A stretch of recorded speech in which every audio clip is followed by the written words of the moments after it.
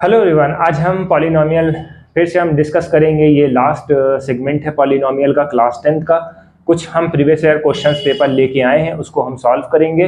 ठीक है, तो हम स्टार्ट करते हैं क्लास अपनी। तो सबसे पहले क्वेश्चन दिया है, if the product of the zero of a polynomial ax square minus 6x minus 6, तो ये हमारा इक्वेशन है और प्रोडक्ट दिया है इज। तो आपने क्वाड्रेटिक इक्वेशन में जब वर्ड प्रॉब्लम सॉल्व करोगे तो आपको पता होगा कि इसका मतलब क्या होता है, 4 होता है। तो सबसे पहले क्या करना है, प्रोडक्ट को किसके बराबर करना है, 4 के बराबर। यहां से हम पिकअप करेंगे। ठीक है, तो सबसे पहले हमें क्या करना होगा, इक्वेशन नोट डाउन कर देना है। तो प्रोडक्ट की वैल्यू क्या होती है, सबसे पहले हमें नोट करना है कि ए की वैल्यू ए है, बी की वैल्यू क्या है -6 है, सी की वैल्यू -6 है।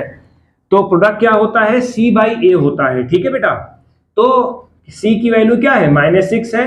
सी की वैल्यू हमने -6 लिखी है और ए की वैल्यू यही है। ठीक है, किसके बराबर है, 4 के बराबर है।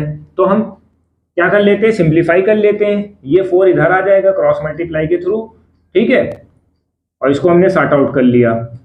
ठीक है, 3, तो ए की वैल्यू हमारी कितनी आ गई, -3/2 आ गई।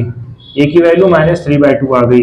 अब क्या पूछ रहे हैं, find the sum of zero. Sum भी तो बताना है, तो सम की वैल्यू क्या होती है, -b/a होती है। ठीक है, -b क्या है, -6 है, तो माइनस माइनस क्या हो जाएगा, प्लस हो जाएगा। ठीक है, a की वैल्यू हम माइनस रख देंगे, -3/2 रख देंगे, 2 ऊपर चला जाएगा, माइनस माइनस प्लस हो जाएगा, और 3 1 3, 3 2 6 हो जाएगा, तो -4 हो जाएगा। तो इस तरह से आंसर आपका आ गया है। ठीक है, तो इस तरह से क्वेश्चन होगा। देखिए हमने सारे क्वेश्चन उठाए हुए हैं, वो आप ना देखिए 2014 का, 15 का है, 23 का और 22 का भी लगवाएंगे। ठीक है, अब देखिए 2015 में आया ये क्वेश्चन। नए नए क्वेश्चन हम लेके आए ताकि आपको आसानी हो। रिपीटेड वाले क्वेश्चन जो आपके एनसीईआरटी में ऑलरेडी गिवन है वो अभी हमने नहीं रखे हैं, क्योंकि वो तो आप इजीली कर ही लोगे। 2x square minus 3x plus 1 has a zero alpha plus beta. अब हमें क्वाड्रेटिक इक्वेशन बतानी है जिसके जीरो जो है 3 अल्फा है और 3 बीटा है। पहले हम लोग ने पढ़ रखा था अल्फा और बीटा, अब इसमें क्या है, 3 अल्फा और 3 बीटा है। अब हम कैसे इसको सॉर्ट आउट करेंगे, देखते हैं भाई। इक्वेशन बेटा वही रहेगी, फंडामेंटल वही रहेगा, कॉन्सेप्ट आपका वही रहेगा, उसमें कोई छेड़खानी नहीं करनी है। Same as it is process हम फॉलो करेंगे। ए की वैल्यू हमने 2 उतार दी, बी की वैल्यू हमने -3 उतार ली। ठीक है, सी की वैल्यू जो है हमने 1 उतार ली, आसानी रहेगी। अल्फा प्लस बीटा क्या हो जाएगा, अल्फा प्लस बीटा की वैल्यू क्या हो जाएगी, -b/a हो जाएगी। तो -b/a में क्या है भाई, सबसे पहले वैल्यू हमने रख दी, -b की वैल्यू क्या, -3 है, माइनस माइनस प्लस हो जाएगा, तो अल्फा प्लस बीटा की वैल्यू क्या हो जाएगी, 3/2 हो जाएगी। अल्फा इंटू बीटा की वैल्यू c/a है, c की वैल्यू क्या है 1 और a की वैल्यू 2 है, ये हो जाएगी। अब अगर 3 अल्फा 3 बीटा पूछ रहा है तो अगर हम सम करेंगे तो हम कॉमन ले लेंगे, 3 अल्फा प्लस 3 बीटा, इसमें 3 3 कॉमन है तो कॉमन निकाल लिया, और अल्फा बीटा की value same as it is रख दिया। 3 इंटू 3/2, 3 3 9/2, एक आंसर ये निकल आया। मल्टीप्लीकेशन में क्या करना है, 3 अल्फा इंटू 3 बीटा, 3 3 9 हो जाएगा, अल्फा बीटा पुराना वाला। ठीक है, ये वाला, तो अल्फा प्लस बीटा क्या हो जाएगा, 9/2 हो जाएगा। ठीक है, ये हो जाएगा, पूरा सॉर्ट आउट हो जाएगा। ठीक है, 3 3 9 हो जाएगा, alpha into beta, alpha into beta क्या है 1/2 है, 1/2 को 3 से 9 से मल्टीप्लाई कर दिया, 9। ठीक है, अब हम एक और क्वेश्चन देख लेते हैं, 2020 में आया है। ये वाला क्वेश्चन भी बहुत इंपॉर्टेंट है। सबसे पहले हमें ये देखना है कि क्या दिया हुआ है, अल्फा इंटू बीटा है, ये इक्वेशन दी है fx x square minus x minus 4। ठीक है, ये हमारा ऑब्जेक्टिव टाइप क्वेश्चन है। ऑब्जेक्टिव टाइप में सबसे पहला ऑप्शन क्या दिया है, 15/4 -15/4 -4 और 15। तो सबसे पहले हम वैल्यू निकाल लेते हैं। ए की वैल्यू x1 है, बी की वैल्यू -1 है, सी की वैल्यू -4 है। इक्वेशन ये उतारनी है आपको, 1/अल्फा अपॉन 1/बीटा। इस तरह की इक्वेशन जब आएगी तो आपको क्या करना पड़ेगा, आपको इक्वेशन बनानी पड़ेगी।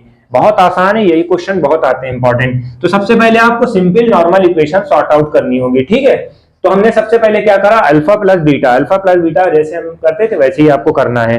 ठीक है, बस आपको ये ध्यान में रखना है, इसको सॉर्ट आउट करना है। तो क्या करेंगे, अल्फा प्लस बीटा में -b/a है, तो -b क्या है, -1 है, तो माइनस माइनस प्लस हो जाएगा, 1 हो जाएगा, ये तो आपने कर लिया। अल्फा इंटू बीटा में क्या होता है, c/a हो जाता है, c क्या है -4 है, तो हमने क्या कर लिया, ये उतार लिया, तो माइनस वैल्यू आ गई इसकी। ठीक है बेटा, अब हम क्या करेंगे, जो इक्वेशन हमें दी गई इक्वेशन को हम सॉल्व करेंगे। ठीक है, इक्वेशन को हम देखेंगे, इक्वेशन हम सॉल्व करेंगे।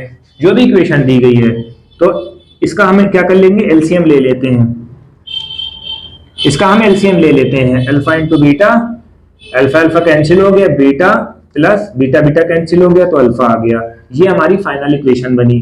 तो अल्फा, इसको रीअरेंज कर लेते हैं, अल्फा प्लस बीटा अपान अल्फा इंटू बीटा।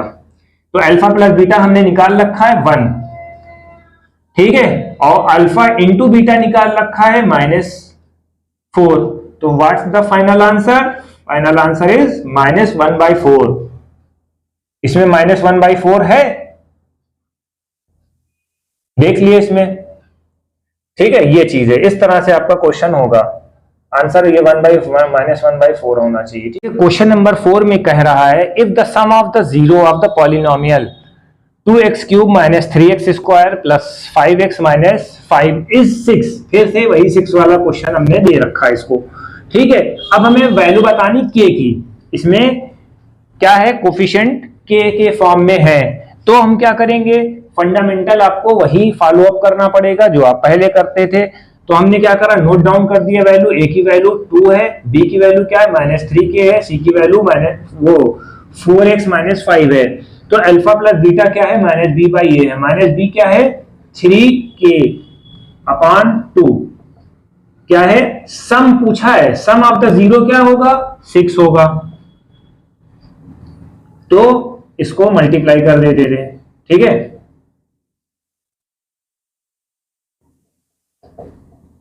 6 2 जा 12 हो गया, 3 1 जा 3 3 4 जा, यानी k की वैल्यू -4 हो गई। ठीक, k की वैल्यू -4 हो गई। अब अगर वो लोग पूछेंगे भाई कि c/a की वैल्यू क्या हो गई, प्रोडक्ट पूछेंगे, तो प्रोडक्ट के बारे में आप बता दीजिएगा। प्रोडक्ट क्या हो जाएगा, 4x - 5 अपॉन a की वैल्यू क्या है 2, ये हो जाएगा प्रोडक्ट। दूसरा क्वेश्चन हमने लिया है one of the zero of the quadratic polynomial. ये थोड़े से कॉम्प्लिकेटेड टाइप के क्वेश्चन, इसी वजह से हमने सिलेक्ट करा है। ठीक है, k - 1 x² + kx + 1, ये इक्वेशन, इस तरह की इक्वेशन वाले क्वेश्चन भरे पड़े होंगे आपके एक्सरसाइजेज में।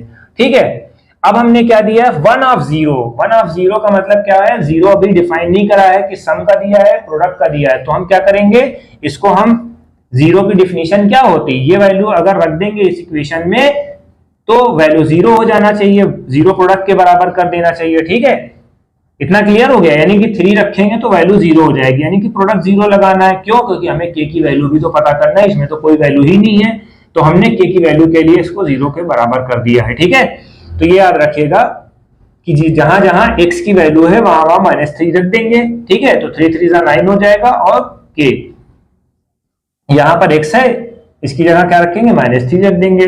ठीक है, 3 3 9 हो जाएगा, इक्वेशन आगे बढ़ाएंगे, 9k हो जाएगा, -9 -3k + 1 = 0। ठीक है, देखिए सबसे पहले क्या करा, हमने सॉर्ट आउट कर लिया इसको।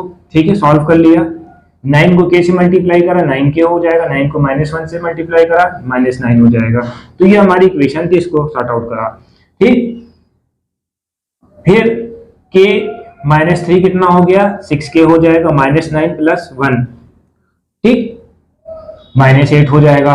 -8 को इधर लेके आएंगे तो 8 हो जाएगा, और ये 6 को क्रॉस मल्टीप्लाई के थ्रू करेंगे तो क्या हो जाएगा, डिवीजन में चला जाएगा, तो 8/6 है। ठीक, जब इसको सॉल्व करेंगे तो 4/3 आ जाएगा 2 से डिवाइड करने के बाद। देखिए अब लास्ट क्वेश्चन ये हमारा है, डायग्राम बेस्ड क्वेश्चन है क्वाड्रेटिक इक्वेशन का, ये वाला। इसमें आपको find the number of zero बताने हैं। तो 1 2 3 4, हमने आपको पहले भी बता दिया था, एक्स एक्सिस से जितनी भी लाइनें टच करेंगे वो उसके जीरो होंगे, सेम। ठीक, कितने हो गए, 1 2 3 4। इस तरह के क्वेश्चन बहुत आते हैं, और नेक्स्ट सीरीज में नया चैप्टर शुरू होगा, और जो प्रीवियस ईयर क्वेश्चंस हैं इसको हम कराएंगे। Thank you.